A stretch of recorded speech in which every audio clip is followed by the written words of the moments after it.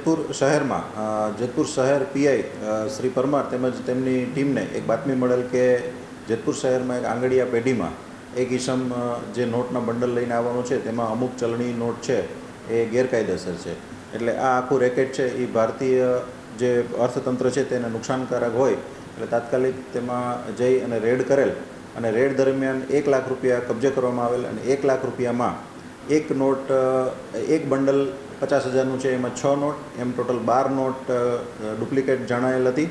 આ નોટનું પૃથ્થકરણ કરવા માટે બેંકના અધિકારી તેમજ એફએસએલ અધિકારીને બોલાવી અને પ્રાઇમરી તેમની પેલી જોતા ડુપ્લિકેટ જણાયેલ.